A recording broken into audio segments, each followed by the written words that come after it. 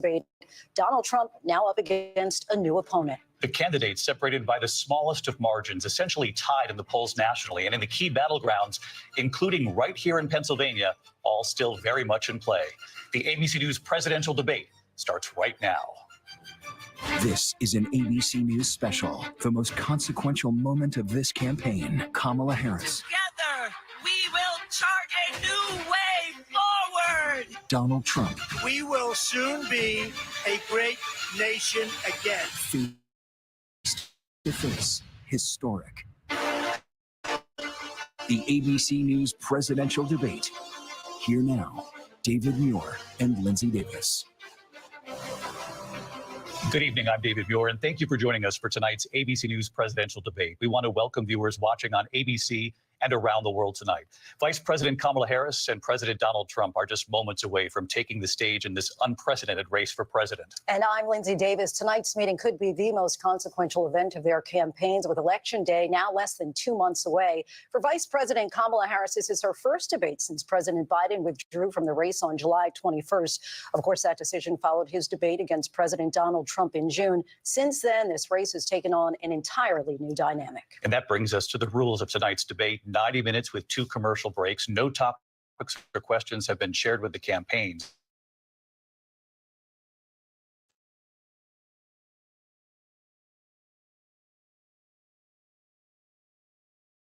Minutes to answer questions, and this is the clock. That's what they'll be seeing. 2 minutes for rebuttals and 1 minute for follow-ups, clarifications, or responses. Their microphones will only be turned on when it's their turn to speak. No pre-written notes allowed. There is no audience here tonight in this hall at the National Constitution Center. This is an intimate setting for 2 candidates who have never met. President Trump won the coin toss. He chose to deliver the final closing statement of the evening. Vice President Harris selected the podium to the right. So let's now welcome the candidates to the stage. Vice President Kamala Harris and President Donald Trump.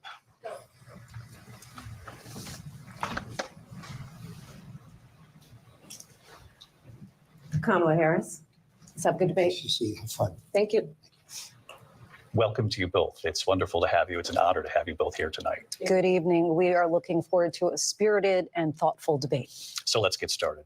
I want to begin tonight with the issue that voters repeatedly say is their #1 issue, and that is the economy and the cost of living in this country. Vice President Harris, you and President Trump were elected 4 years ago, and your opponent on the stage here tonight often asks his supporters, are you better off than you were 4 years ago? When it comes to the economy, do you believe Americans are better off than they were 4 years ago? So I was raised as a middle-class kid, and I am actually the only person on this stage who has a plan that is about lifting up the middle class and working people of America.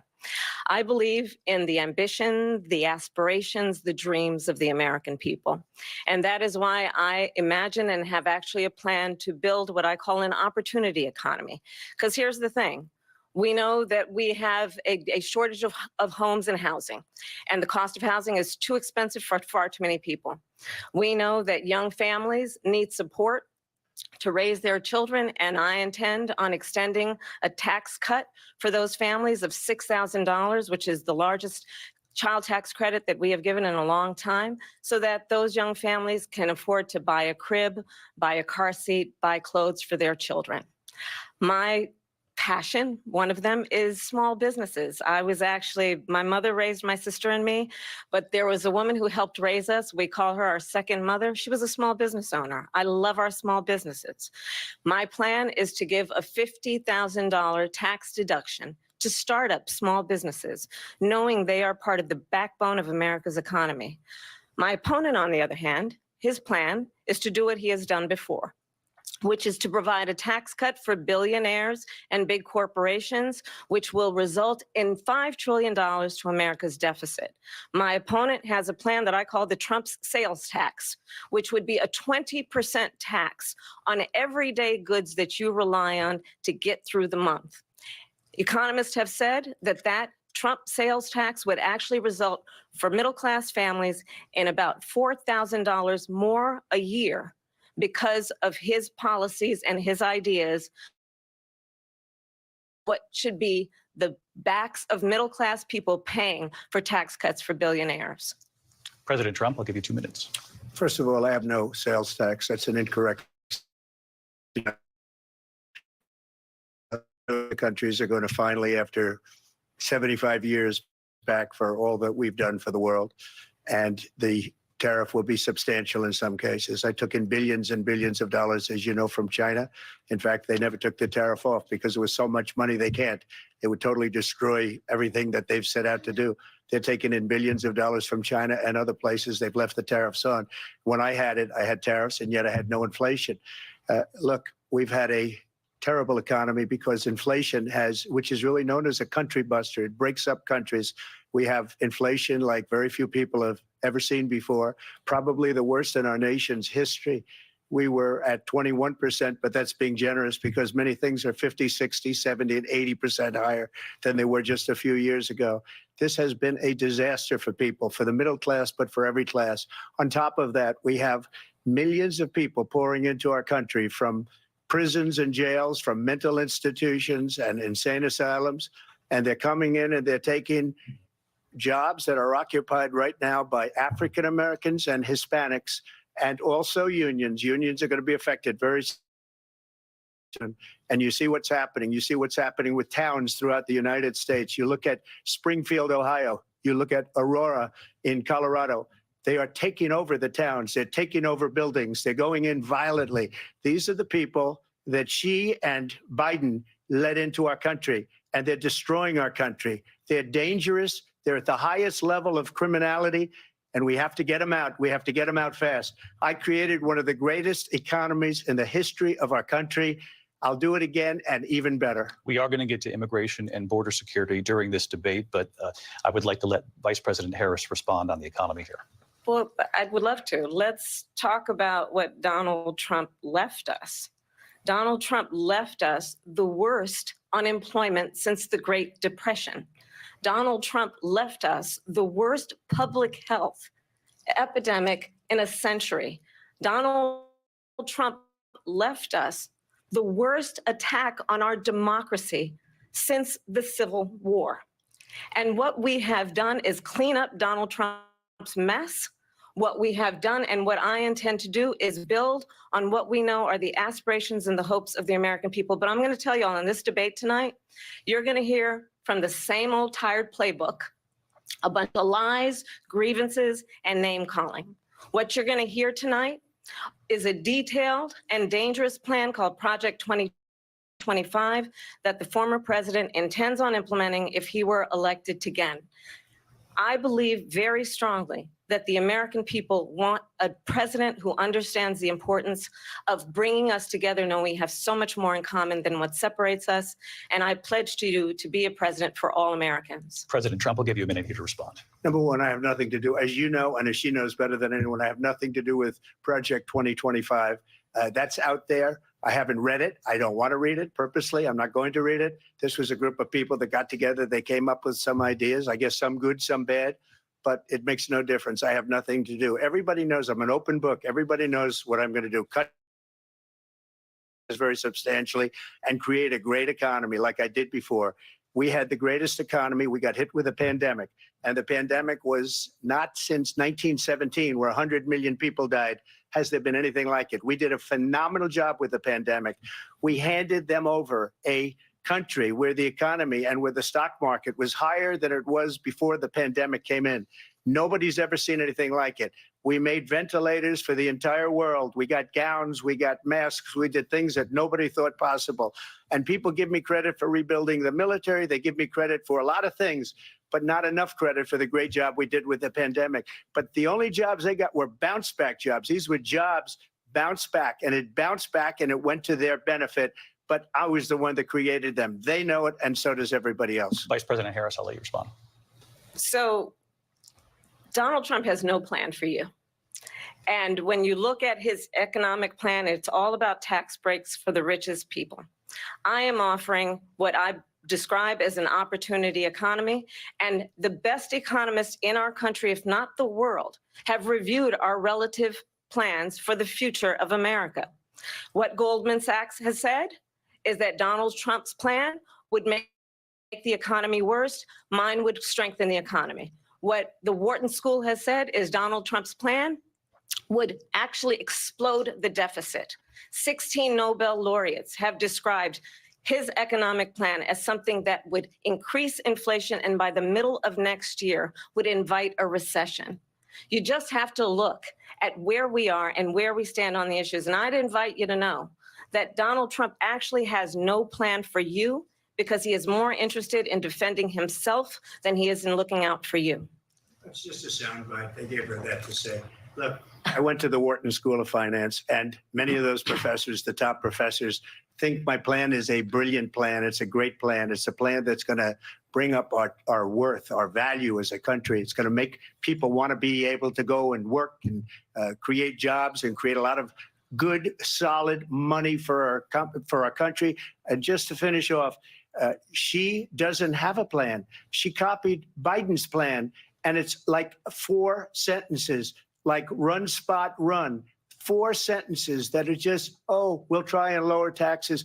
She doesn't have a plan. Take a look at her plan. She doesn't have a plan. Mr. President, I do want to drill down on something you both brought up. The vice president brought up your tariffs. You responded, and let's drill down on this because your plan is what she calls is essentially a national sales tax. Your proposal calls for tariffs, as you pointed out here, on foreign imports across the board. You recently said that you might double your plan, imposing tariffs up to 20% on goods coming into this country. As you know, many economists say that with tariffs at that level, costs are then passed on to the consumer. Vice President Harris has argued it'll mean higher prices on gas, food, clothing, medication, arguing it costs the typical family nearly $4,000 a year. Do you believe Americans can afford higher prices because of tariffs? They're not going to have higher prices. What's going to have and who's going to have higher prices is China and all of the countries that have been ripping us off for years. I was the only president ever. China was paying us hundreds of billions of dollars, and so were other countries. And, you know, if she doesn't like them, they should have gone out and they should have immediately cut the tariffs. But those tariffs are there 3.5 years now under their administration. We are going to take in billions of dollars, hundreds of billions of dollars. I had no inflation, virtually no inflation.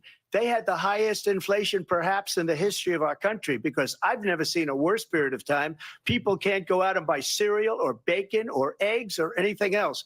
The people of our country are absolutely dying with what they've done. They've destroyed the economy. And all you have to do is look at a poll. The polls say 80 and 85 and even 90% that the Trump economy was great, that their economy was terrible. Vice President Harris, I do want to ask for your response. And you heard what the president said there, because the Biden administration did keep a number of the Trump tariffs in place. So how do you respond? Well, let's be clear that the Trump administration resulted in a trade deficit, one of the highest we've ever seen in the history of America. He invited trade wars. You want to talk about his deal with China? What he ended up doing is under Donald Trump's presidency, he ended up selling American chips to China to help them improve and modernize their military, basically sold us out, when a policy about China should be in making sure the United States of America wins the competition for the 21st century, which means focusing on the details of what that requires, focusing on relationships with our allies, focusing on investing in American-based technology so that we win the race on AI, on quantum computing, focusing on what we need to do to support America's workforce so that we don't end up having on the short end of the stick in terms of workers' rights. But what Donald Trump did, let's talk about this, with COVID, is he actually thanked President Xi for what he did during COVID. Look at his tweet.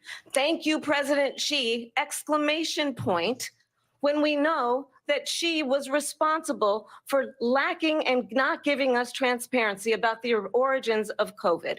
President Trump, I'll let you respond. First of all, they bought their chips from Taiwan. We hardly make chips anymore because of philosophies like they have and policies like they have. I don't say her because she has no policy. Everything that she believed 3 years ago and 4 years ago is out the window. She's going to my philosophy now. In fact, I was going to send her a MAGA hat. She's gone to my philosophy. But if she ever got elected, she'd change it. And it will be the end of our country. She's a Marxist. Everybody knows she's a Marxist. Her father's a Marxist professor in economics, and he taught her well. But when you look at what she's done to our country, and when you look at these millions and millions of people that are pouring into our country monthly, where it's, I believe, 21 million people, not the 15 that people say, and I think it's a lot higher than the 21. That's bigger than New York State pouring in. And just look at what they're doing to our country. They're criminals. Many of these people coming in are criminals. And that's bad for our economy, too. You know, you mentioned before, we'll talk about immigration later. Well, bad immigration is the worst thing that can happen to our economy. They have, and she has, destroyed our country with policy that's insane. Almost policy that you'd say they have to hate our country. President Trump, thank you. Lindsay? I want to turn to the issue of abortion. President Trump, you've often touted that you were able to kill Roe v. Wade. Last year, you said that you were proud to be the most pro-life president in American history.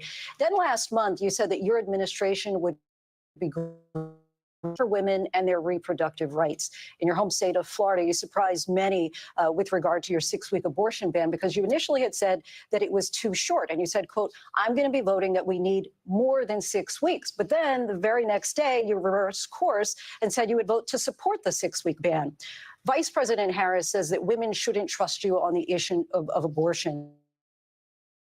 You've changed your position so many times. Therefore, why should they trust you? Well, the reason I'm doing that vote is because the plan is, as you know, the vote is, they have abortion in the 9th month.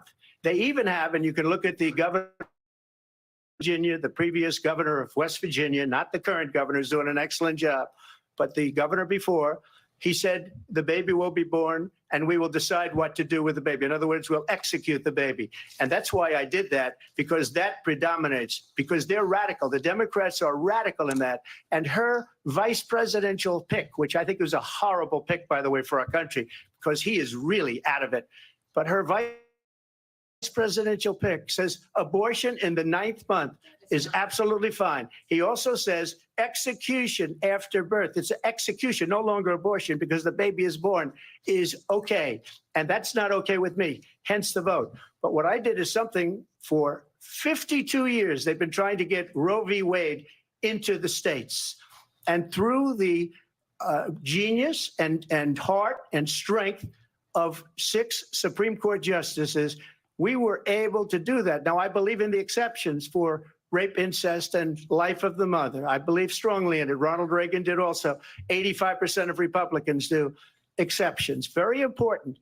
But we were able to get it, and now states are voting on it. And for the first time, you're going to see, look, this is an issue that's torn our country apart for 52 years. Every legal scholar, every Democrat, every Republican, liberal, conservative, they all wanted this issue to be brought back to the states where the people could vote. And that's what happened. Now, Ohio, the vote was somewhat liberal. Kansas, the vote was somewhat liberal, much more liberal than people would have thought.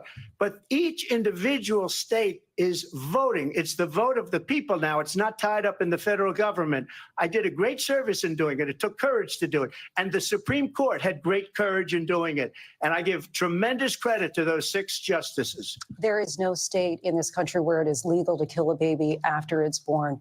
Madam Vice President, I want to get your response to President Trump. Well, as I said, you're going to hear a bunch of lies, and that's not actually a surprising fact. Let's understand how we got here.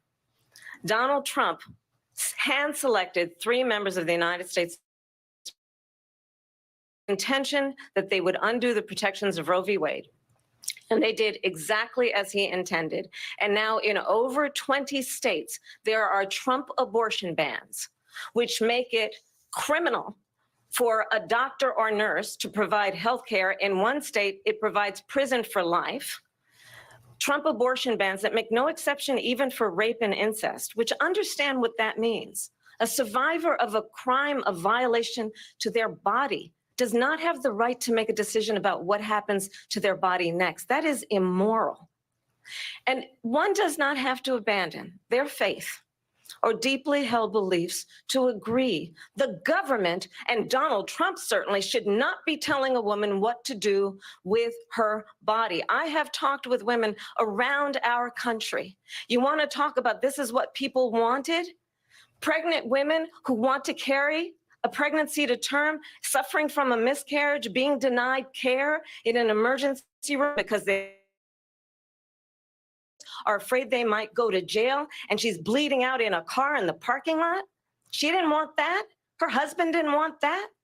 A 12 or 13-year-old survivor of incest being forced to carry a pregnancy to term. They don't want that. And I pledge to you, when Congress passes a bill to put back in place the protections of Roe v. Wade, as President of the United States, I will proudly sign it into law. But understand, if Donald Trump were to be reelected, he will sign a national abortion ban. Understand, in his Project 2025, there would be a national abortion, a monitor that would be monitoring your pregnancies, your miscarriages. I think the American people believe that certain freedoms, in particular the freedom to make decisions about one's own body, should not be made by the government. Thank you, Vice President Harris. Well, there she goes again. It's a lie. I'm not signing a ban, and there's no reason to sign a ban because we've gotten what everybody wanted. Democrats, Republicans, and everybody else, and every legal scholar wanted it to be brought back into the states, and the states are voting. And it may take a little time, but for 52 years, this issue has torn our country apart, and they've wanted it back in the states. And I did something that nobody thought was possible. The states are now voting. What she says is an absolute lie. And as far as the abortion ban, no, I'm not in favor of abortion ban, but it doesn't matter because this issue has now been taken over by the states. Would you veto a national abortion ban if it came Well, to I your won't desk? have to because, again, two things. Number one, she said she'll go back to Congress. She'll never get the vote. It's impossible for her to get the vote, especially now with the 50-50, essentially 50-50 in both Senate and the House. She's not going to get the vote. She can't get the vote. She won't even come close to it. So it's just talk. You know what it reminds me of when they said they're going to get student loans terminated, and it ended up being a total catastrophe. The student loans, and then her, I think probably her boss, if you call him a boss, he spends all his time on the beach. But look, her boss went out and said, we'll do it again. We'll do it a different way. And he went out, got rejected again by the Supreme Court. So all these students got taunted with this whole thing about this whole idea. And how unfair that would have been, part of the reason they lost, to the millions and millions of people that had to pay off their student loans. They didn't get it for free. But they were saying it's the same way that they talked about that they talk about abortion. But if I could just get a yes or no, because your running mate, J.D. Vance, has said that you would veto it if it did come to your desk. Well, I didn't discuss it with J.D. In all fairness, J.D., and I don't mind if he has a certain view, but I think he was speaking for me, but I really didn't. Look, we don't have to discuss it because she'd never be able to get it, just like she couldn't get student loans. They couldn't get student loans. They didn't even come close to getting student loans. They taunted young people and a lot of other people that had loans. They can never get this approved. So it doesn't matter what she says about going to Congress. Well, wonderful. Let's go to Congress, do it.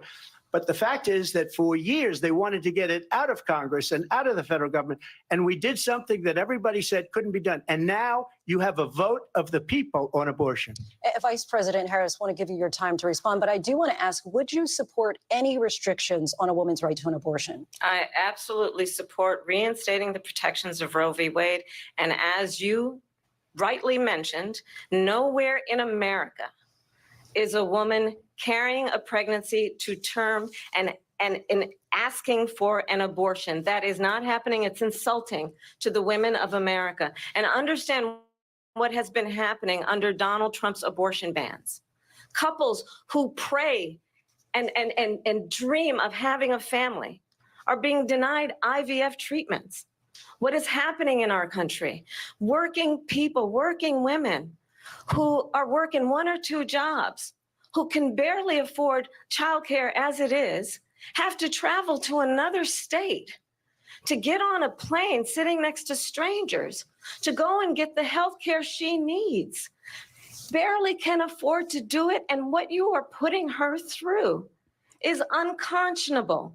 And the people of America have not, the majority of Americans believe in a woman's right to make decisions about her own body, and that is why in every state where this issue has been on the ballot, in red and blue states both, the people of America have voted for freedom. Vice President Harris, Excuse me, I have to respond. Another lie. It's another lie. I have been a leader on IVF, which is fertilization. The IVF, I have been a leader. In fact, when they got a very negative decision on IVF from the Alabama courts, I saw the people of Alabama and the legislature 2 days later voted it in. I've been a leader on it. They know that, and everybody else knows it. I have been a leader on fertilization, IVF.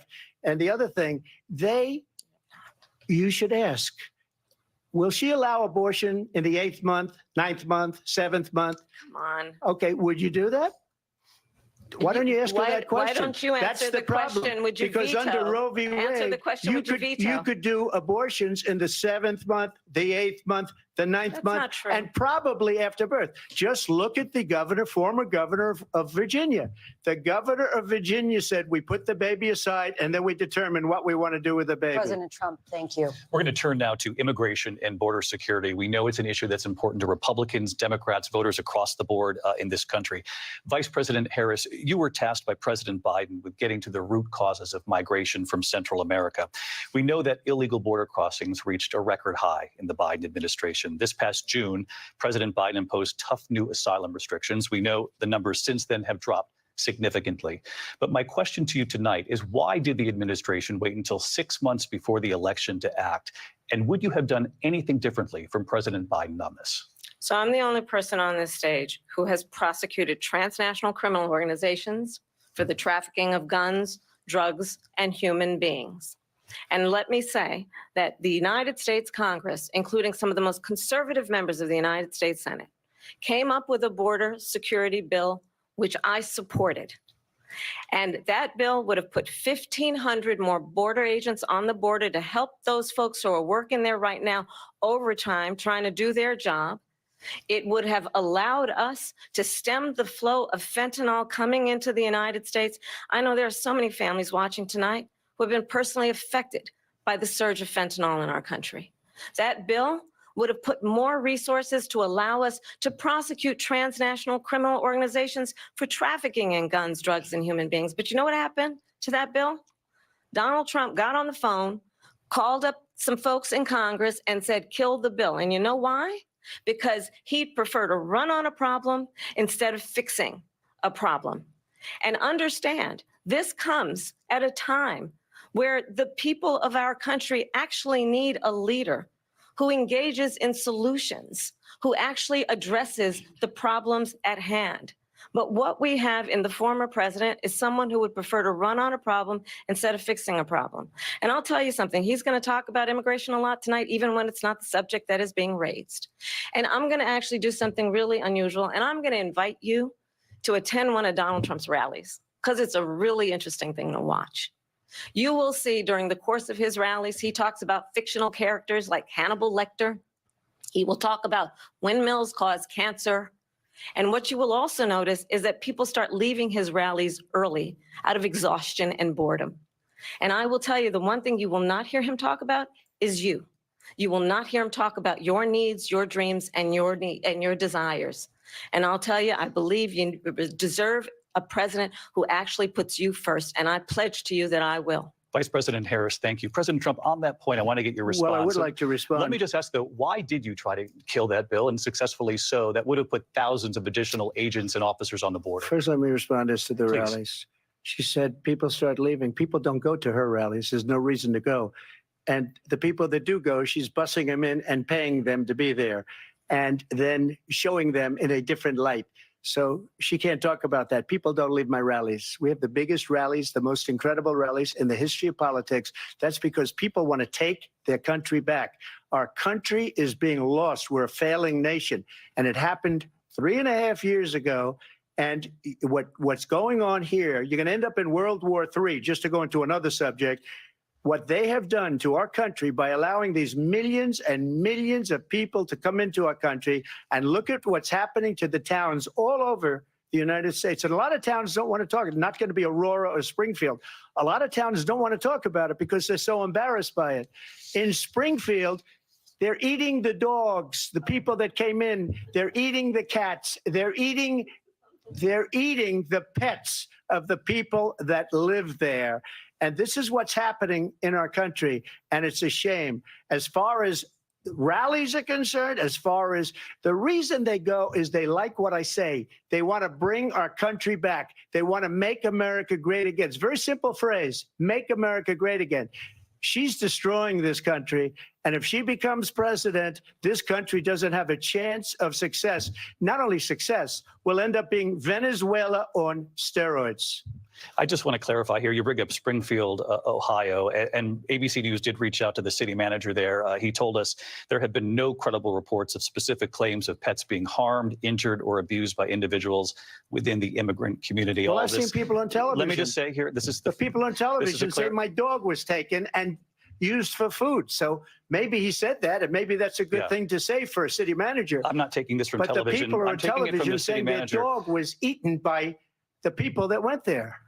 Again, the Springfield city manager says there's no evidence of that. Vice President Harris, I'll let you respond to the rest of what you've heard. You talk about extreme. This is, I think, one of the reasons why in this election, I actually have the endorsement of 200 Republicans who have formerly worked with President Bush, Mitt Romney, and John McCain, including the endorsement of former Vice President Dick Cheney and Congress member Liz Cheney. And if you want to really know the inside track on who the former president is, if he didn't make it clear already, just ask people who have worked with him. His former chief of staff, a four-star general, has said he has contempt for the Constitution of the United States.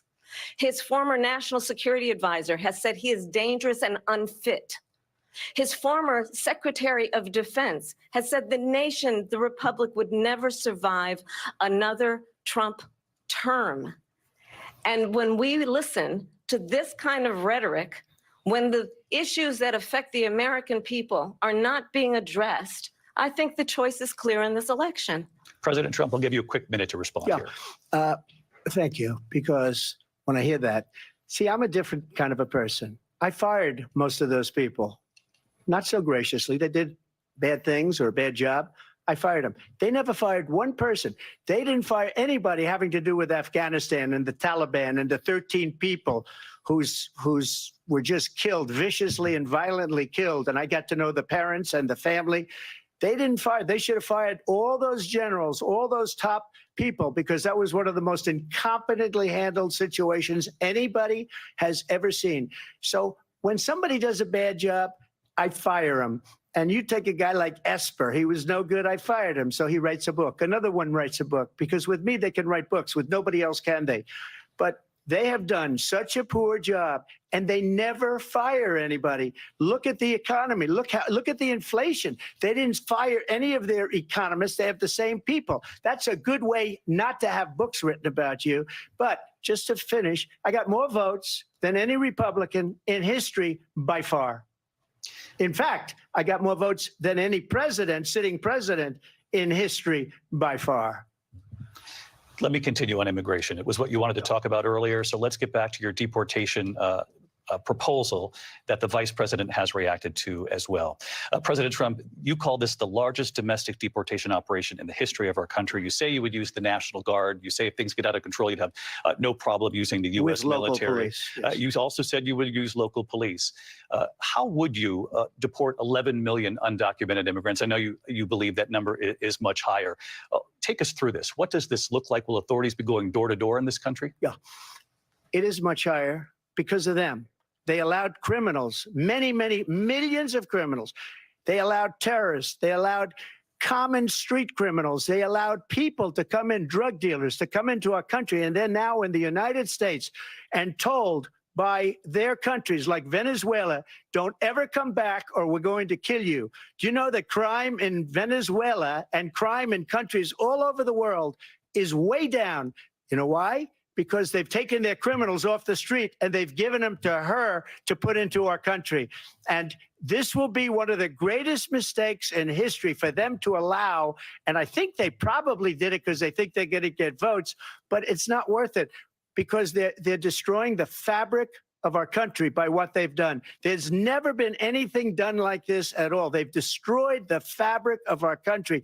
Millions of people let in, and all over the world, crime is down all over the world except here. Crime here is up and through the roof. Despite their fraudulent statements that they made, crime in this country is through the roof. And we have a new form of crime. It's called migrant crime. And it's happening at levels that nobody thought possible. President Trump, as you know, the FBI says overall violent crime is actually coming down in this country. But Vice Excuse me, President the Harris, FBI they were defrauding statements. They didn't include the worst cities. They didn't include the cities with the worst crime. It was a fraud, just like their number of 818,000 jobs that they said they created turned out to be a fraud. President Trump, thank you. I'll let you respond, Vice President Harris. Well, I think this is so rich coming from someone who has been prosecuted for national security crimes, economic crimes, election interference, has been found liable for sexual assault, and his next big court appearance is in November at his own criminal sentencing. And let's be clear where each person stands on the issue of what is important about respect for the rule of law and respect for law enforcement. The former vice president called for defunding federal law enforcement, 45,000 agents, get this, on the day after he was arraigned on 34 felony counts.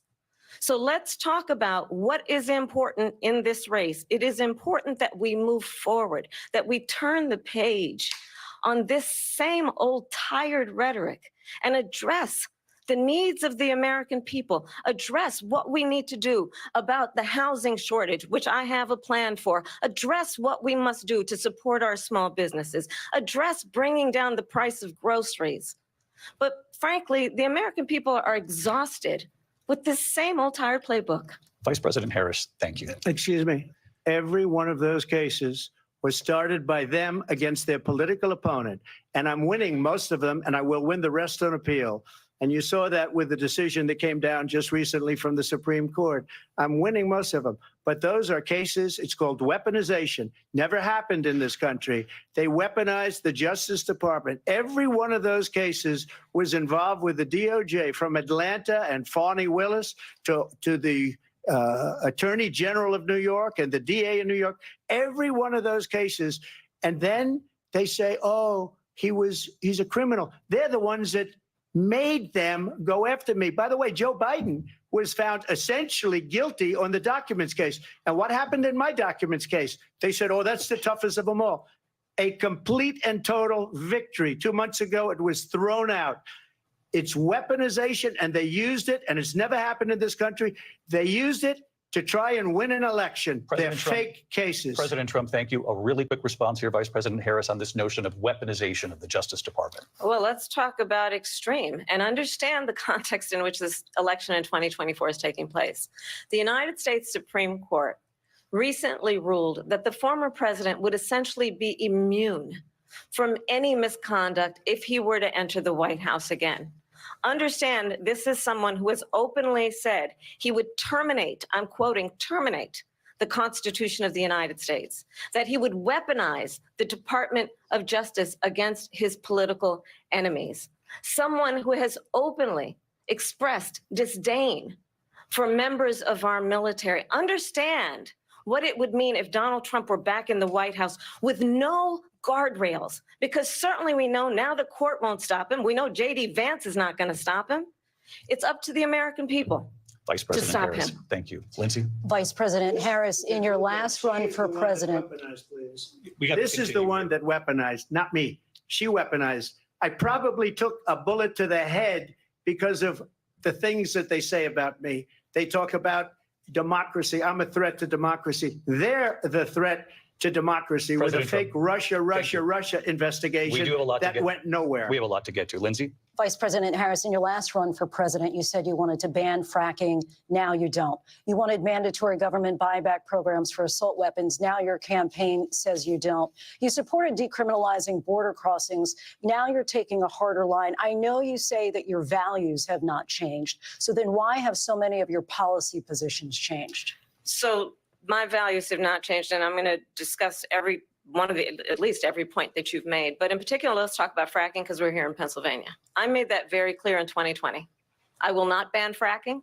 I have not banned fracking as Vice President of the United States. And in fact, I was the tie-breaking vote on the Inflation Reduction Act, which opened new leases for fracking. My position is that we have got to invest in diverse sources of energy so we reduce our reliance on foreign oil. We have had the largest increase in domestic oil production in history because of an approach that recognizes that we cannot over-rely on foreign oil. As it relates to my values, let me tell you, I grew up a middle-class kid raised by a hardworking mother who worked and saved and was able to buy our first home when I was a teenager. The values I bring to the importance of home ownership, knowing not everybody got handed $400 million on a silver platter and then filed bankruptcy 6 times, is a value that I bring to my work to say we are going to work with the private sector and home builders to increase 3 million homes, increase by 3 million homes by the end of my first term. My work that is related to having a friend when I was in high school who was sexually assaulted by her stepfather. And my focus then on protecting women and children from violent crime is based on a value that is deeply grounded in the importance of standing up for those who are most vulnerable. My work that is about protecting Social Security and Medicare is based on longstanding work that I have done, protecting seniors from scams. My values have not changed. And what is important is that there is a president who actually brings values and a perspective that is about lifting people up and not beating people down and name calling. The true measure of the leader is the leader who actually understands the strength is not in beating people down, it's in lifting people up. I intend to be that president. President Trump, your response? First of all, I wasn't given $400 million. I wish I was. My father was a Brooklyn builder, Brooklyn, Queens, and a great father, and I learned a lot from him. But I was given a fraction of that, a tiny fraction, and I built it into many, many billions of dollars, many, many billions. And when people see it, they are even surprised. So we don't have to talk about that. Fracking, she's been against it for 12 years. Defund the police, she's been against that forever. She gave all that stuff up very wrongly, very horribly, and everybody's laughing at it, okay? They're all laughing at it. She gave up at least 12 and probably 14 or 15 different policies. Like, she was big on defund the police. In Minnesota, she went out, wait a minute, I'm talking now, if you don't mind, please. Does that sound familiar? She went out in Minnesota and wanted to let criminals that killed people, that burned down Minneapolis, she went out and raised money to get them out of jail. She did things that nobody would ever think of. Now she wants to do transgender operations on illegal aliens that are in prison. This is a radical left liberal that would do this. She wants to confiscate your guns, and she will never allow fracking in Pennsylvania. If she won the election, fracking in Pennsylvania will end on day one. Just to finish, one thing so important in my opinion. So I got the oil business going like nobody has ever done before. When they took over, they got rid of it, started getting rid of it, and the prices were going up the roof. They immediately let these guys go to where they were. I would have been 5 times, 4 times, 5 times higher, because you're talking about 3.5 years ago. They got it up to where I was because they had no choice, because the prices of energy were quadrupling and doubling. You saw what happened to gasoline. So they said, let's go back to Trump. But if she won the election, the day after that election, they'll go back to destroying our country, and oil will be dead. Fossil fuel will be dead. We'll go back to windmills, and we'll go back to solar, where they need a whole desert to get some energy to come out. You ever see a solar plant? By the way, I'm a big fan of solar, but they take 400, 500 acres of desert President soil. Trump, we have a These lot are of not good issues things that we for the have to get environment, to. as We're she out of time. understands. Thank you. Lindsay, thank you. We have an election in just 56 days. And I want to talk about the peaceful transfer of power, which, of course, we all know is a cornerstone of our democracy, and the role of a president in a moment of crisis. Mr. President, on January 6th, you told your supporters to march to the Capitol. You said you would be right there with them. The country and the world saw what played out at the Capitol that day, the officers coming under attack. Aides in the West Wing say you watched it unfold on television off the Oval Office. You did send out tweets, but it was more than 2 hours before you sent out that video message telling your supporters to go home. Is there anything you regret about what you did on that day?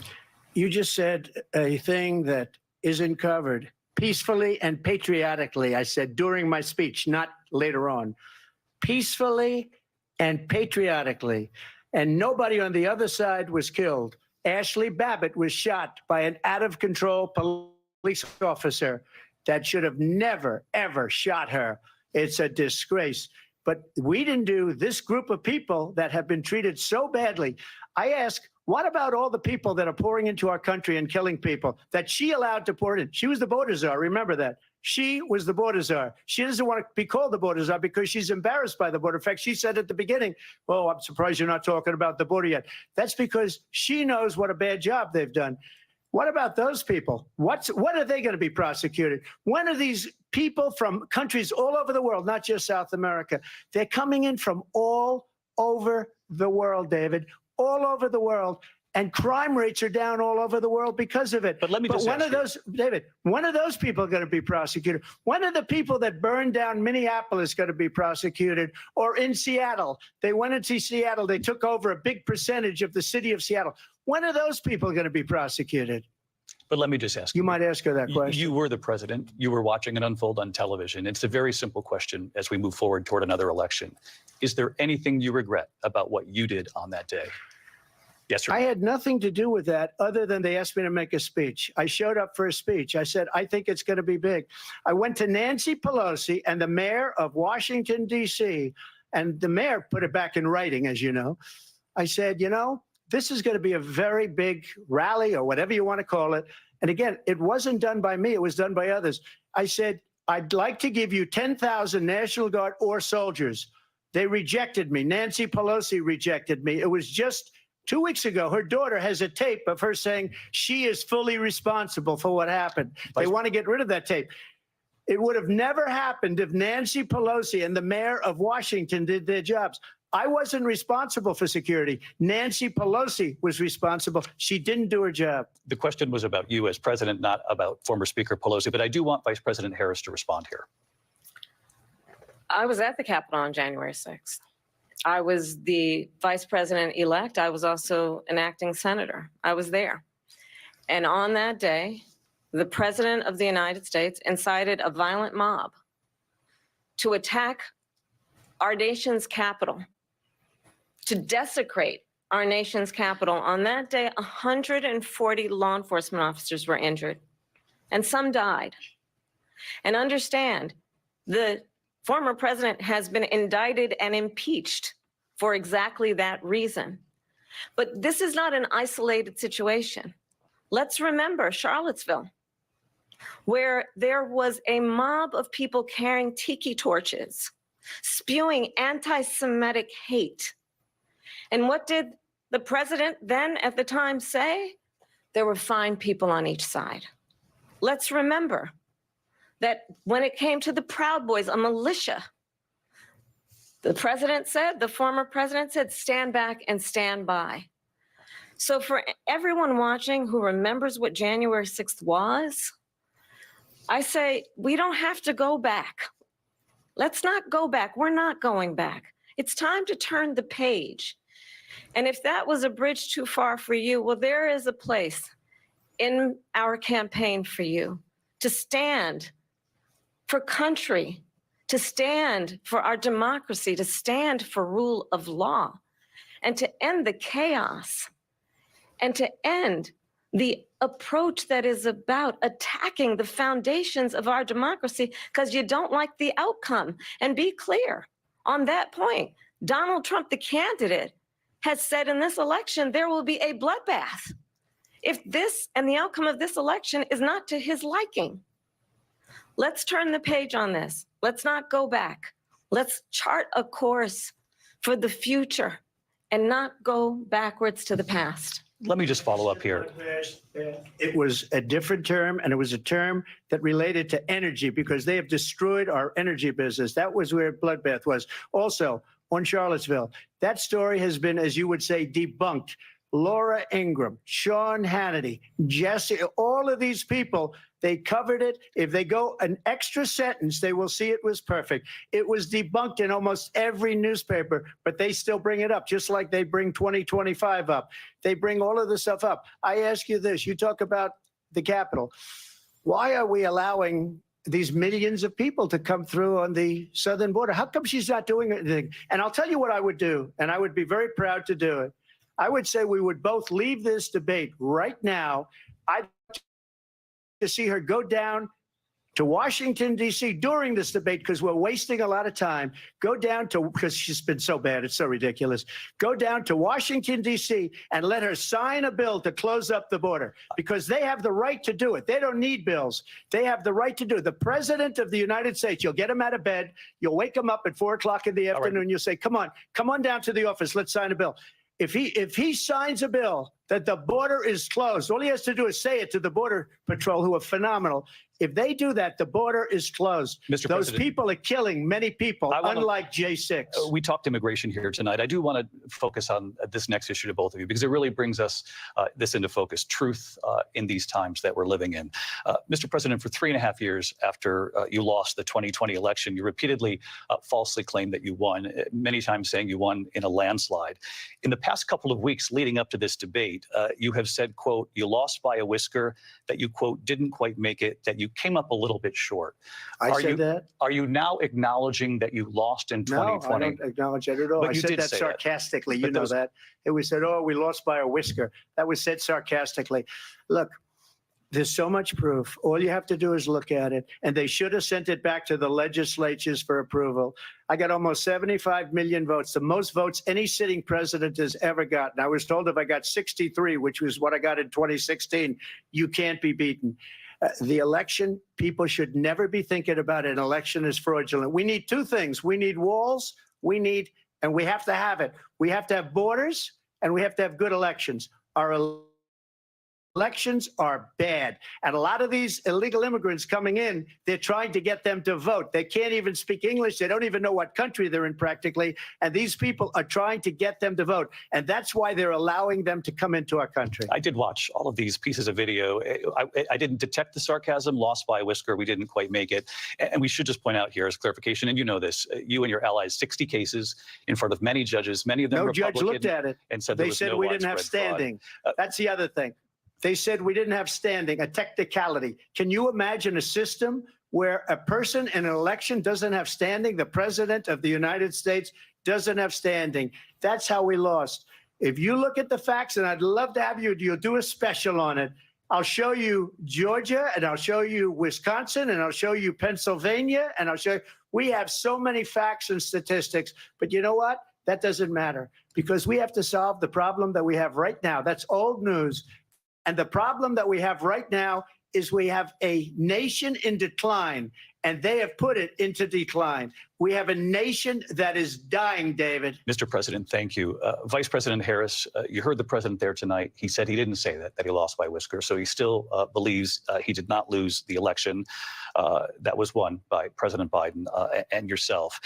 But I do want to ask you about something that's come up in the last couple of days. This was a post from President Trump about this upcoming election just weeks away. He said, when I win, those people who cheated, and then he lists donors, voters, election officials, he says will be prosecuted to the fullest extent of the law, which will include long-term prison sentences.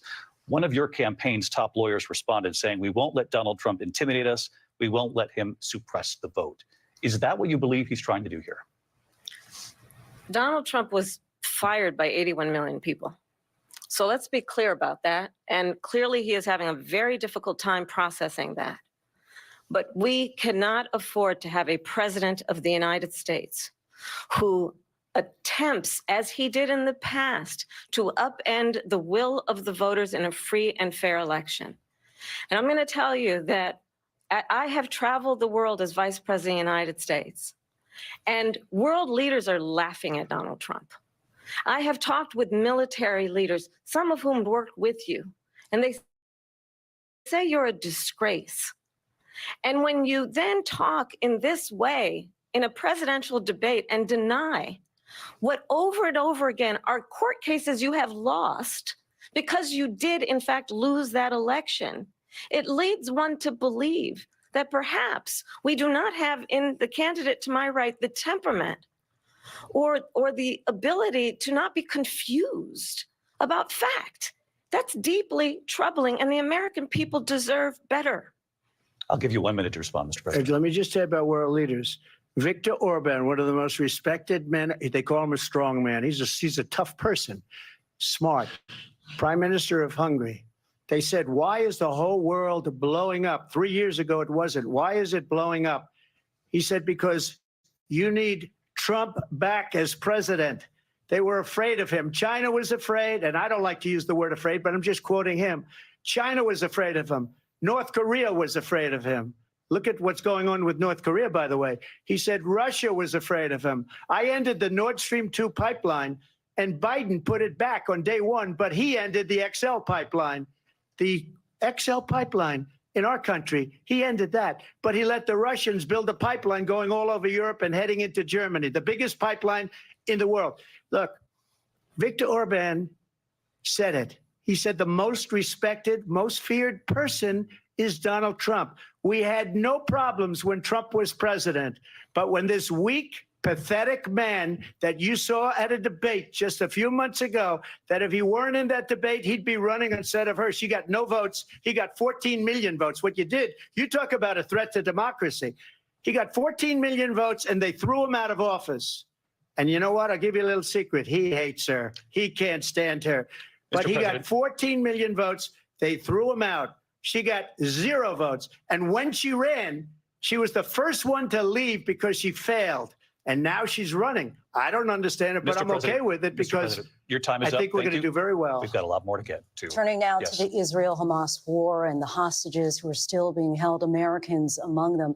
Vice President Harris, in December, you said, quote, Israel has a right to defend itself, but you added, quote, it matters how, saying international humanitarian law must be respected. Israel must do more to protect innocent civilians. You said that 9 months ago. Now an estimated 40,000 Palestinians are dead. Nearly 100 hostages remain. Just last week, Prime Minister Benjamin Netanyahu said there's not a deal in the making. President Biden has not been able to break through the stalemate. How would you do it? Well, let's understand how we got here. On October 7, Hamas, a terrorist organization, slaughtered 1,200 Israelis, many of them young people who were simply attending a concert. Women were horribly raped. And so absolutely, I said then, I say now, Israel has a right to defend itself. We would. And how it does so matters, because it is also true, far too many innocent Palestinians have been killed. Children, mothers. What we know is that this war must end. It must end immediately. And the way it will end is we need a ceasefire deal and we need the hostages out. And so we will continue to work around the clock on that. Work around the clock, also understanding that we must chart a course for a two-state solution. And in that solution, there must be security for the Israeli people and Israel, and in equal measure for the Palestinians. But the one thing I will assure you always, I will always give Israel the ability to defend itself, in particular as it relates to Iran and any threat that Iran and its proxies pose to Israel. But we must have a two-state solution where we can rebuild Gaza, where the Palestinians have security, self-determination, and the dignity they so rightly deserve. President Trump, how would you negotiate with Netanyahu and also Hamas in order to get the hostages out and prevent the killing of more innocent civilians in Gaza? If I were president, it would have never started. If I were president, Russia would have never, ever, I know Putin very well, he would have never, and there was no threat of it either, by the way, for 4 years, have gone into Ukraine and killed millions of people when you add it up, far worse than people understand what's going on over there. But when she mentions about Israel, all of a sudden, she hates Israel. She wouldn't even meet with Netanyahu when he went to Congress to make a very important speech. She refused to be there because she was at a sorority party of hers. She wanted to go to the sorority party.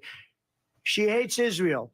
If she's president, I believe that Israel will not exist within 2 years from now. And I've been pretty good at predictions, and I hope I'm wrong about that one. She hates Israel. At the same time, in her own way, she hates the Arab population because the whole place is going to get blown up. Arabs, Jewish people, Israel will be gone. It would have never happened. Iran was broke under Donald Trump. Now Iran has $300 billion because they took off all the sanctions that I had. Iran had no money for Hamas or Hezbollah or any of the 28 different spheres of terror. And they are spheres of terror, horrible terror.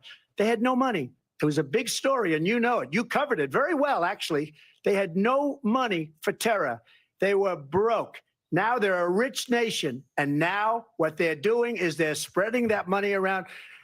Look at what's happening with the Houthis and Yemen. Look at what's going on in the Middle East. This would have never happened. I will get that settled and fast, and I'll get the war with Ukraine and Russia ended. If I'm president-elect, I'll get it done before even becoming president. Vice President Harris, he says you hate Israel. That's absolutely not true. I have my entire career and life supported Israel and the Israeli people. He knows that. He's trying to, again, divide and distract from the reality, which is it is very well known that Donald Trump is weak and wrong on national security and foreign policy. It is well known that he admires dictators, wants to be a dictator on day one, according to himself. It is well known that he said of Putin that he can do whatever the hell he wants and go into Ukraine. It is well known that he said when Russia went into Ukraine, it was brilliant. It is well known he exchanged love letters with Kim Jong-un.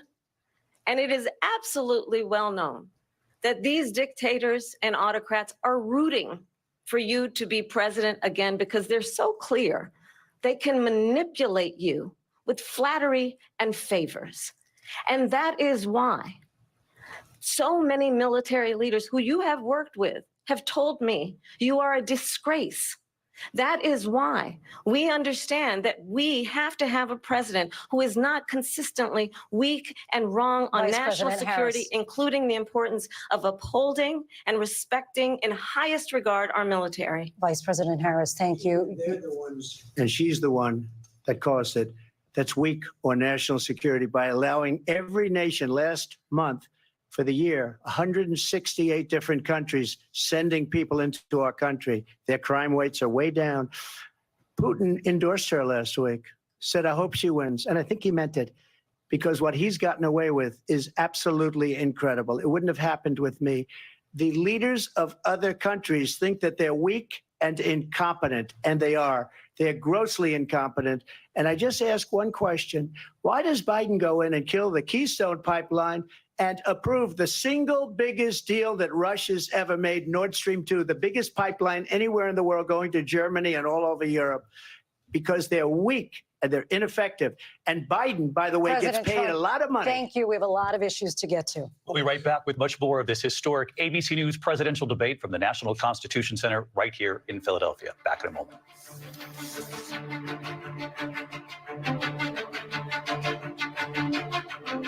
The ABC News presidential debate will continue after this.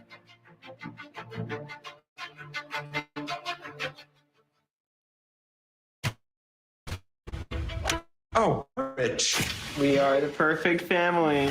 Kill someone and get away with it, Rich. Is there something that you want to tell me? They're covering something up. This is how they do things. They can arrest me, but they won't because I'm a white woman. I'm done with living the lies. Done. And there is a book in this, and it's going to be fantastic.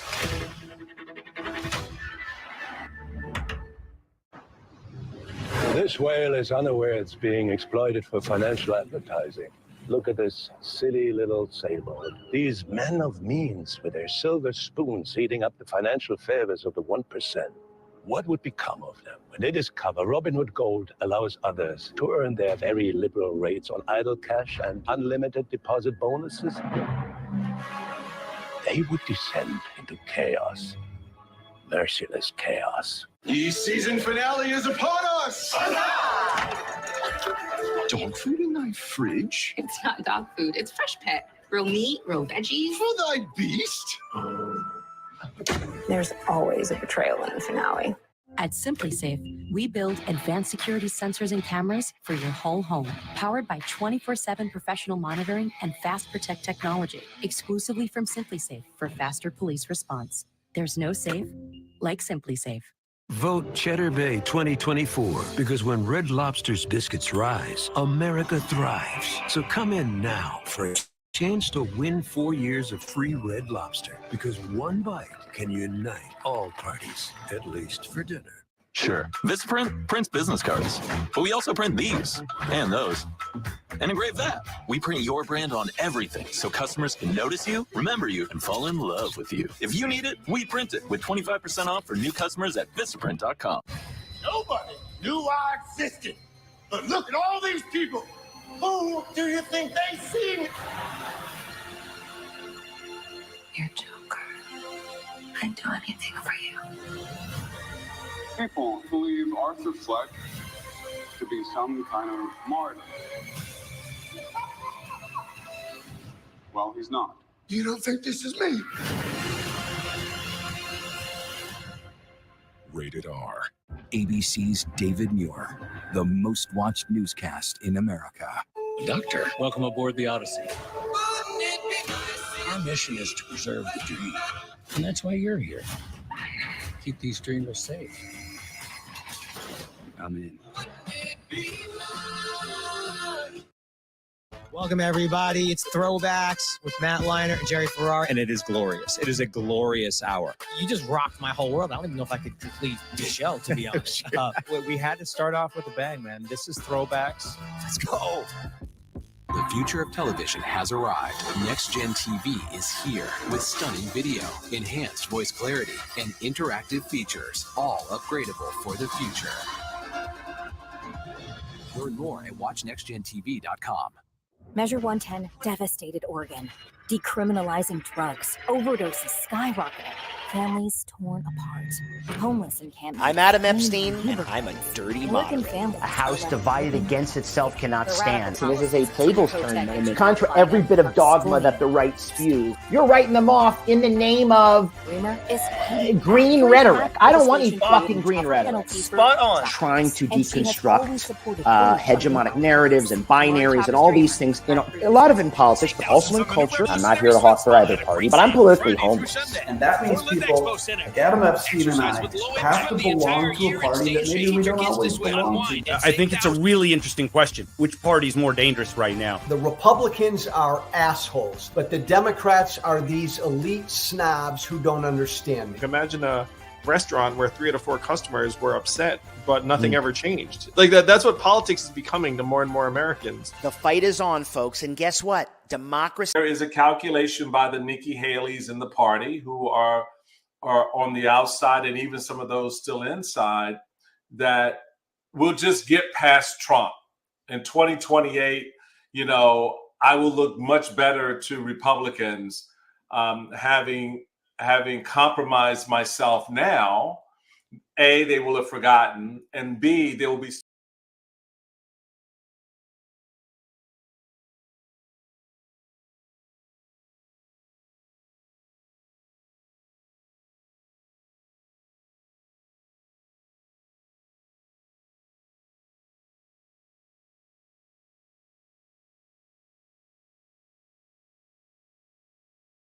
How exactly would you do that? And I want to ask you a very simple question tonight. Do you want Ukraine to win this war? I want the war to stop. I want to save lives that are being uselessly, people being killed by the millions. It's the millions. It's so much worse than the numbers that you're getting, which are fake numbers. Look, we're in for 250 billion or more because they don't ask Europe, which is a much bigger beneficiary to getting this thing done than we are. they're in for $150 billion less because Biden and you don't have the courage to ask Europe, like I did with NATO. They paid billions and billions, hundreds of billions of dollars when I said, either you pay up or we're not going to protect you anymore. So that's maybe one of the reasons they don't like me as much as they like weak people.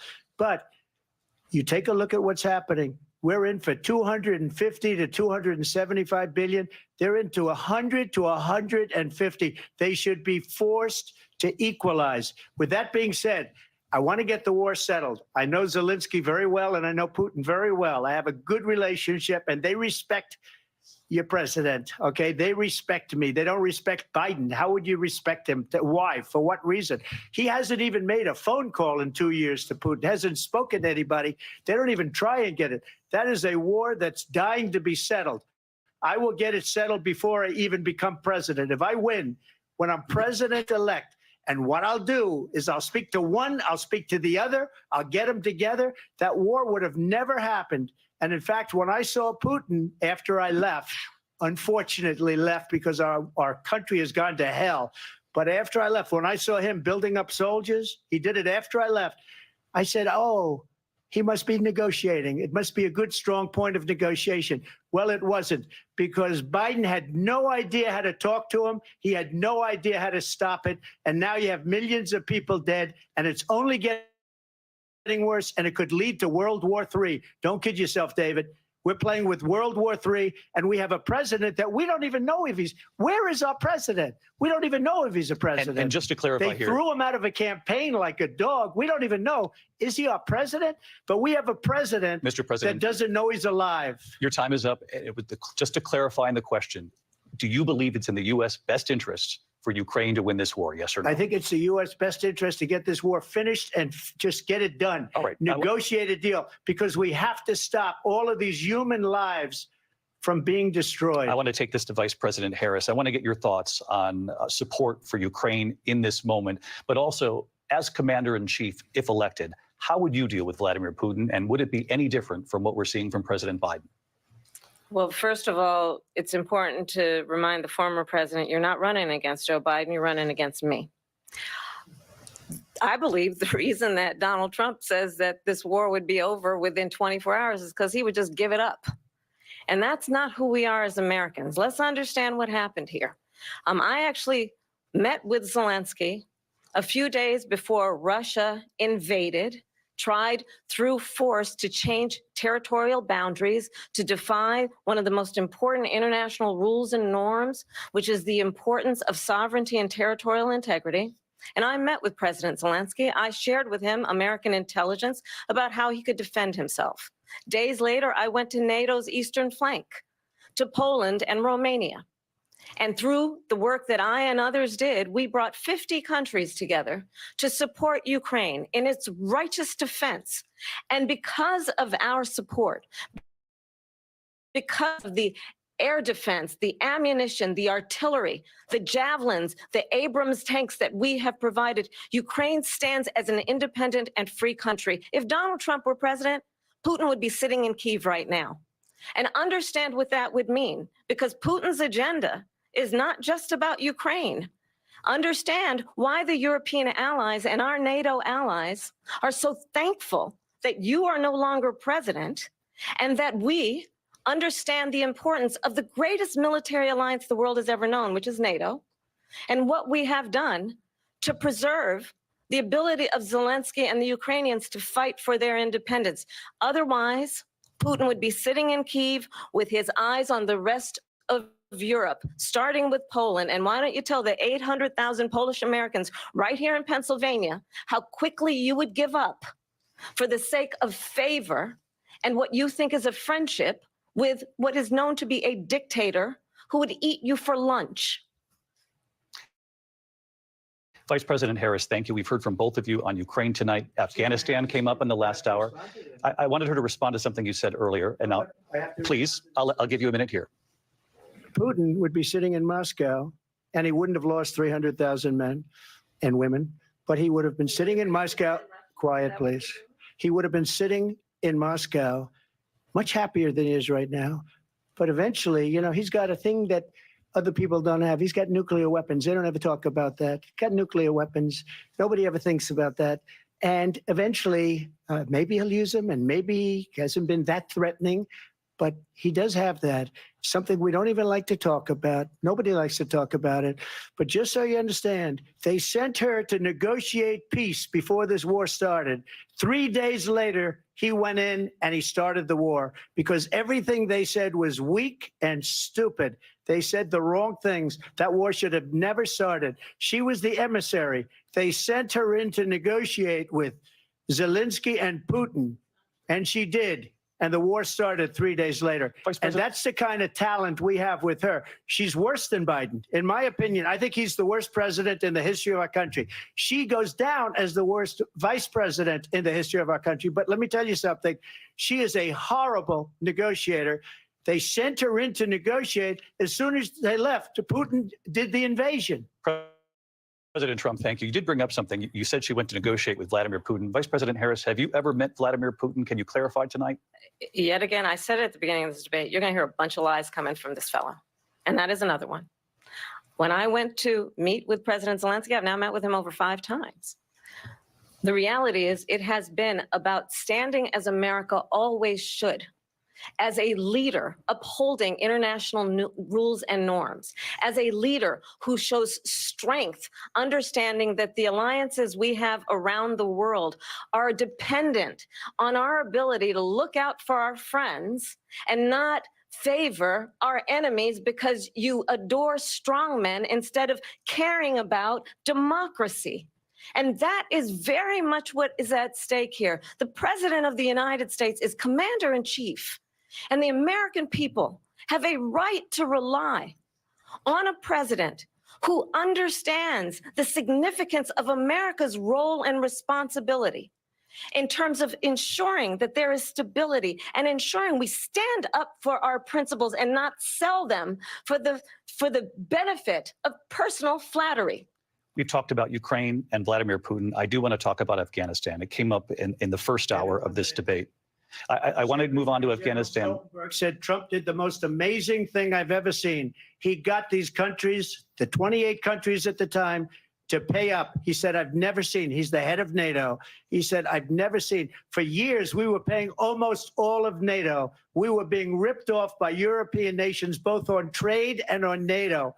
I got them to pay up by saying one of the statements you made before, if you don't pay, we're not going to protect you. President Otherwise, Trump. we would have never gotten it. He said it was one of the most incredible jobs that he's ever seen done. Thank you. I want to turn to Afghanistan. It came up in the first hour of the debate, and we witnessed a poignant moment today on Capitol Hill, honoring the soldiers who died in the chaotic withdrawal from Afghanistan. I do want to ask the Vice President, do you believe you bear any responsibility in the way that withdrawal played out? Well, I will tell you, I agreed with President Biden's decision to pull out of Afghanistan. 4 presidents said they would, and Joe Biden did. And as a result, America's taxpayers are not paying the $300 million a day we were paying for that endless war. And as of today, there is not one member of the United States military who is in active duty in a combat zone in any war zone around the world, the first time this century. But let's understand how we got to where we are. Donald Trump, when he was president, negotiated one of the weakest deals you can imagine. He calls himself a deal maker. Even his national security advisor said it was a weak, terrible deal. And here's how it went down. He bypassed the Afghan government. He negotiated directly with a terrorist organization called the Taliban. The negotiation involved the Taliban getting 5,000 Taliban terrorists released. And get this, and the president at the time invited the Taliban to Camp David, a place of storied significance for us as Americans, a place where we honor the importance of American diplomacy, where we invite and receive respected world leaders. And this former president, as president, invited them to Camp David because he does not, again, appreciate the role and responsibility of the President of the United States to be commander-in-chief with a level of respect. And this gets back to the point of how he has consistently disparaged and demeaned members of our military, fallen soldiers, and the work that we must do to uphold the strength and the respect of the United States of America around the world. Vice President Harris, thank you. President Trump, your response to her saying that you began the negotiations with the Taliban. So if you take a look at that period of time, the Taliban was killing our soldiers, a lot of them, with snipers.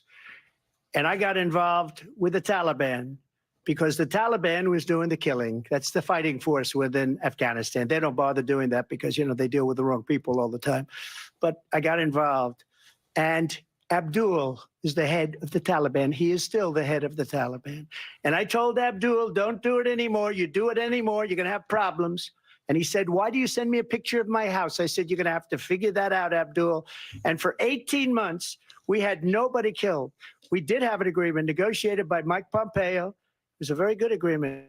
The reason it was good, it was we were getting out. We would have been out faster than them, but we wouldn't have lost the soldiers. We wouldn't have left many Americans behind, and we wouldn't have left $85 billion worth of brand new, beautiful military equipment behind. And just to finish, they blew it. The agreement said you have to do this, and they didn't do it. They didn't do it. The agreement was terminated by us because they didn't do what they were supposed to do. I want to move on. And these people did the worst withdrawal, and in my opinion, the most embarrassing moment in the history of our country. And by the way, that's why Russia attacked Ukraine, because they saw how incompetent she and her boss are. President Trump, thank you. I want to move on now to race and politics in this country. Mr. President, you recently said of Vice President Harris, quote, I didn't know she was black until a number of years ago when she happened to turn black, and now she wants to be known as black. I want to ask a bigger picture question here tonight. Why do you believe it's appropriate to weigh in on the racial identity of your opponent? I don't, and I don't care. I don't care what she is. I don't care. You make a big deal out of something. I couldn't care less. Whatever she wants to be is okay with me. But those were your words, so I'm asking. I don't know. I mean, all I can say is I read where she was not black, that she put out, and I'll say that. And then I read that she was black, and that's okay. Either one was okay with me. That's up to her. That's up to her. Vice President Harris, your thoughts on this? I think it's, I mean, honestly, I think it's a tragedy that we have someone who wants to be president who has consistently, over the course of his career, attempted to use race to divide the American people. You know, I do believe that the vast majority of us know that we have so much more in common than what separates us, and we don't want this kind of approach that is just constantly trying to divide us, and especially by race. And let's remember how Donald Trump started. He was he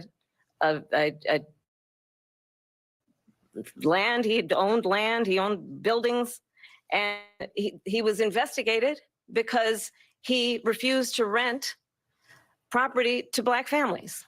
Let's remember, this is the same individual who took out a full-page ad in the New York Times calling for the execution of 5 young Black and Latino boys who were innocent, the Central Park 5.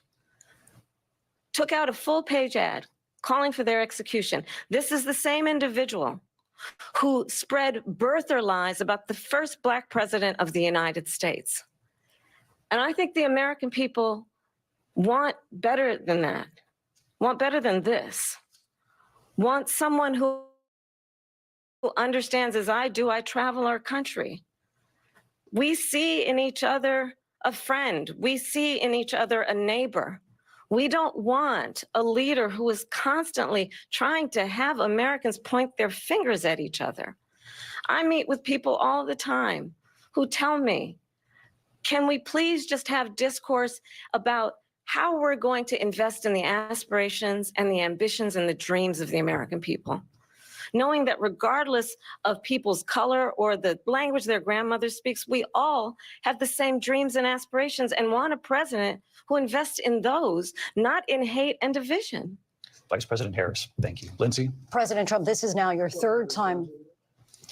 This is the most divisive presidency in the history of our country. There's never been anything like it. They're destroying our country, and they come up with things like what she just said, going back many, many years, when a lot of people, including Mayor Bloomberg, agreed with me on the Central Park Five. They admitted, they said, they pled guilty. And I said, well, if they pled guilty, they badly hurt a person, killed a person ultimately. And if they pled guilty, then they pled, we're not guilty. But this is a person that has to stretch back years, 40, 50 years ago, because there's nothing now. I built one of the greatest economies in the history of the world, and I'm going to build it again. It's going to be bigger, better, and stronger. But they're destroying our economy. They have no idea what a good economy is. Their oil policies, every single policy. And remember this, she is Biden. You know, she's trying to get away from Biden. I don't know the gentleman, she says. She is Biden. The worst inflation we've ever had, a horrible economy because inflation has made it so bad, and she can't get away with that. Thank you. Your time's up. I want to respond to that, though. I want to just respond briefly. Clearly, I am not Joe Biden, and I am certainly not Donald Trump. And what I do offer is a new generation of leadership for our country, one who believes in what is possible, one who brings a sense of optimism about what we can do instead of always disparaging the American people. I believe in what we can do to strengthen our small businesses, which is why I have a plan. Let's talk about our plans and let's compare the plans. I have a plan to give startup businesses $50,000 tax deduction, to pursue their ambitions, their innovation, their ideas, their hard work. I have a plan, $6,000 for young families for the first year of your child's life, to help you in that most critical stage of your child's development. I have a plan that is about allowing people to be able to pursue what has been fleeting in terms of the American dream by offering a help with down payment of $25,000 down payment assistance for first-time home buyers. That's the kind of conversation, I believe, David, that people really want tonight, as opposed to a conversation that is constantly about belittling and name-calling. Let's turn the page. Vice President and move Harris, forward. thank you. Let's turn to policy. President Let's Trump, turn back we to have policy. to move on. President Trump.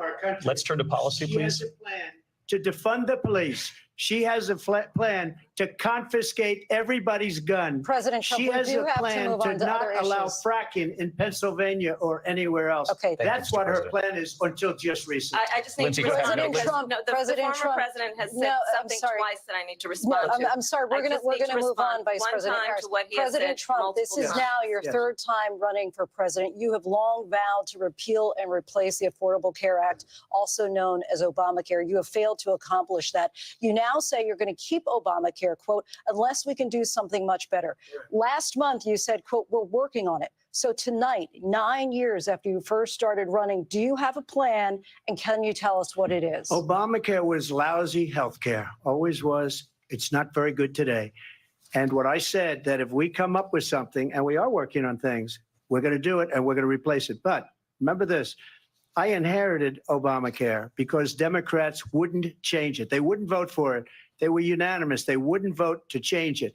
If they would have done that, we would have had a much better plan than Obamacare. But the Democrats came up. They wouldn't vote for it.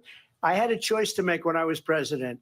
Do I save it and make it as good as it can be, never going to be great, or do I let it rot?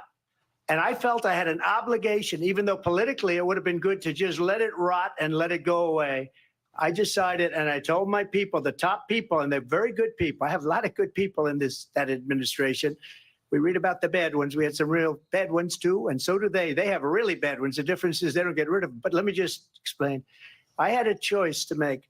Do I save it and make it as good as it can be, or do I let it rot? And I saved it. I did the right thing. But it's still never going to be great, and it's too expensive for people. And what we will do is we're looking at different plans. If we can come up with a plan that's going to cost our people, our population, less money and be better health care than Obamacare, then I would absolutely do it. But until then, I'd run it as good as it can be run. So just a yes or no, you still do not have a plan? I have concepts of a plan. I'm not president right now. But if we come up with something, I would only change it if we come up with something that's better and less expensive. And there are concepts and options we have to do that. And you'll be hearing about it in the not too distant future. Vice President Harris, in 2017, you supported Bernie Sanders' proposal to do away with private insurance and create a government-run healthcare system. 2 years later, you proposed a plan that included a private insurance option. What is your plan today? Well, first of all, I absolutely support, and over the last 4 years as vice president, private healthcare options. But what we need to do is maintain and grow the Affordable Care Act. But I'll get to that, Lindsay. I just need to respond to a previous point that the former president has made. I've made very clear my position on fracking. And then this business about taking everyone's guns away. Tim Walz and I are both gun owners. We're not taking anybody's guns away. So stop with the continuous lying about this stuff.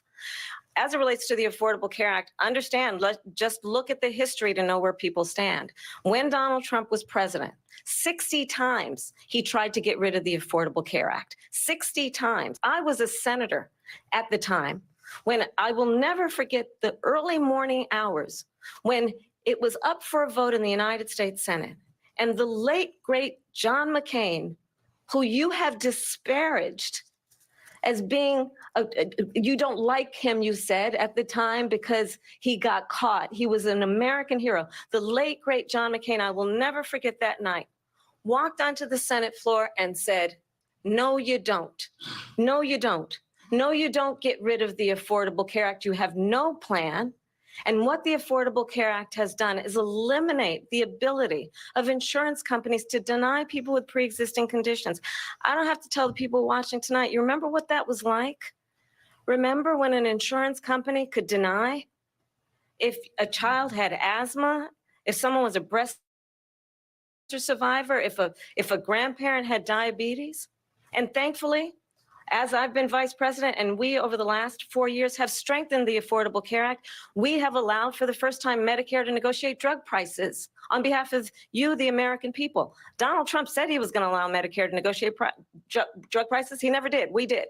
And now we have capped the cost of insulin at $35 a month. Since I've been vice president, we have capped the cost of prescription medication for seniors at $2,000 a year. And when I am president, we will do that for all people, understanding that the value I bring to this is that access to health care should be a right and not just a privilege of those who can afford it.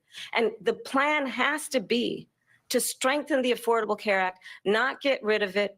Vice President prologue Harris, in thank terms you. of where Donald Trump stands on that. I want to move to an issue that's important for a lot You made a mistake. And number one, John McCain fought Obamacare for 10 years. But it wasn't only him. It were all of the Democrats that kept it going. And you know what? We can do much better than Obamacare, much less money. But she won't improve private insurance for people, private medical insurance.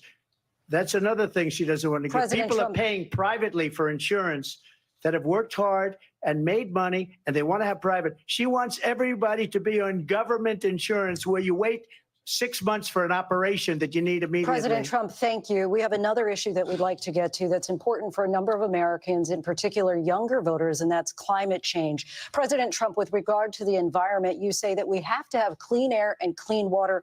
Vice President Harris, you call climate change an existential threat. The question to you both tonight is, what would you do to fight climate change? And Vice President Harris, we'll start with you. 1 minute for you each. Well, the former president had said that climate change is a hoax. And what we know is that it is very real. You ask anyone who lives in a state who has experienced these extreme weather occurrences, who now is either being denied home insurance or it's being jacked up. You ask anybody who has been the victim of what that means in terms of losing their home, having nowhere to go. We know that we can actually deal with this issue. The young people of America care deeply about this issue. And I am proud that as vice president over the last 4 years, we have invested $1 trillion in a clean energy economy, while we have also increased domestic gas production to historic levels. We have created over 800,000 new manufacturing jobs while I have been vice president. We have invested in clean energy to the point that we are opening up factories around the world. Donald Trump said he was going to create manufacturing jobs. He lost manufacturing jobs. And I'm also proud to have the endorsement of the United Auto Workers and Sean Fain, who also know that part of building a clean energy economy includes investing in American-made products, American automobiles. It includes growing what we can do around American manufacturing and opening up auto plants, not closing them like happened under Donald Trump. Vice President Harris, thank you. That didn't happen under Donald Trump. Let me just tell you, they lost 10,000 manufacturing jobs this last month. It's going, they're all leaving. They're building big auto plants in Mexico, in many cases owned by China. They're building these massive plants, and they think they're going to sell their cars into the United States because of these people. What they have given to China is unbelievable. But we're not going to let that. We'll put tariffs on those cars so they can't come into our country, because they will kill the United Auto Workers and any auto worker, whether it's in Detroit or South Carolina or any other place. What they've done to business and manufacturing in this country is horrible. We have nothing because they refuse. Supposedly, China paid him millions of dollars. He's afraid to do it. Between him and his son, they get all this money from Ukraine. They get all this money from all of these different countries. And then you wonder, why is he so loyal to this one, that one, Ukraine, China? Why is he? Why did he get $3.5 million from the mayor of Moscow's wife? Why did she pay him $3.5 million? This is a crooked administration, and they're selling our country down the tubes. President Trump, thank you. Thank you. We'll be right back with closing statements from both of our candidates. An historic night, this ABC News presidential debate from Philadelphia. Back in a moment.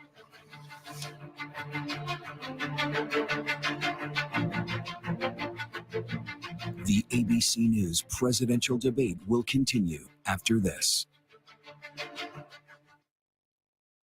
To the future of our family. I will build a city that people can dream about. Megalopolis. That man is a megalomaniac. What is it like being rich? You can scare people.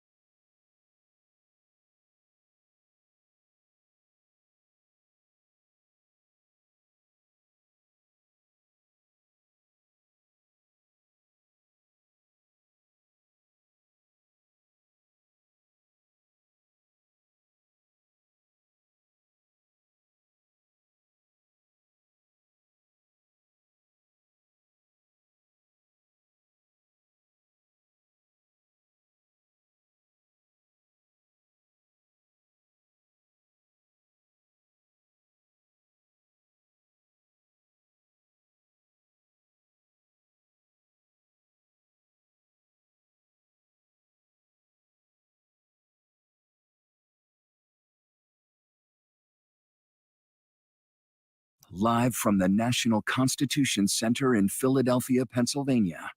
Here again, David Muir and Lindsay Davis. Welcome back tonight. The time has come for closing statements, and Vice President Harris, we begin with you. So I think you've heard tonight two very different visions for our country. One that is focused on the future, and the other that is focused on the past, and an attempt to take us backward. But we're not going back. And I do believe that the American people know we all have so much more in common than what separates us. And we can chart a new way forward. And a vision of that includes having a plan, understanding the aspirations, the dreams, the hopes, the ambition of the American people, which is why I intend to create an opportunity economy, investing in small businesses, in new families, in what we can do around protecting seniors, what we can do that is about giving hardworking folks a break and bringing down the cost of living. I believe in what we can do together that is about sustaining America's standing in the world and ensuring that we have the respect that we so rightly deserve, including respecting our military and ensuring we have the most lethal fighting force in the world. I will be a president that will protect our fundamental rights and freedoms, including the right of a woman to make decisions about her own body and not have her government tell her what to do. I'll tell you, I started my career as a prosecutor. I was a DA, I was an attorney general, a United States senator, and now vice president. I've only had one client, the people. And I'll tell you, as a prosecutor, I never asked a victim or a witness, are you a Republican or a Democrat? The only thing I ever asked them, are you okay? And that's the kind of president we need right now. Someone who cares about you and is not putting themselves first. I intend to be a president for all Americans and focus on what we can do over the next 10 and 20 years to build back up our country by investing right now in you, the American people. Vice President Harris, thank you. President Trump? So she just started by saying she's going to do this, she's going to do that, she's going to do all these wonderful things. Why hasn't she done it? She's been there for 3.5 years. They've had 3.5 years to fix the border. They've had 3.5 years to create jobs and all the things we talked about. Why hasn't she done it? She should leave right now, go down to that beautiful White House, go to the Capitol, get everyone together and do the things you want to do, but you haven't done it and you won't do it because you believe in things that the American people don't believe in. You believe in things like we're not going to frack. We're not going to take fossil fuel. We're not going to do things that are going to make this country strong, whether you like it or not. Germany tried that, and within 1 year, they were back to building normal energy plants. We're not ready for it. We can't sacrifice our country for the sake of bad vision. But I just ask one simple question. Why didn't she do it? We're a failing nation. We're a nation that's in serious decline. We're being laughed at all over the world. All over the world, they're laughed. I know the leaders very well. They're coming to see me. They call me. We're laughed at all over the world. They don't understand what happened to us as a nation. We're not a leader. We don't have any idea what's going on. We have wars going on in the Middle East. We have wars going on with Russia and Ukraine. We're going to end up in a third world war, and it'll be a war like no other because of nuclear weapons, the power of weaponry. I rebuilt our entire military. She gave a lot of it away to the Taliban. She gave it to Afghanistan. What these people have done to our country, and maybe toughest of all, is allowing millions of people to come into our country. Many of them are criminals, and they're destroying our country. The worst president, the worst vice president in the history of our country. President Trump, thank you. And that is our ABC News presidential debate from here in Philadelphia at the National Constitution Center. Davis. And I'm David Muir. Thank you for watching here in the U.S. and all over the world, and from all of us here at ABC News. Good night. Thank you. And we are here live on ABC with our post-debate comments. I'm Martha Raddatz. It was a lively debate from the economy to abortion to Afghanistan They had it all, and it was historic, John Carl, fiery. Wow. Wow. Wow. That was quite a debate. And I'm Jonathan Carl here with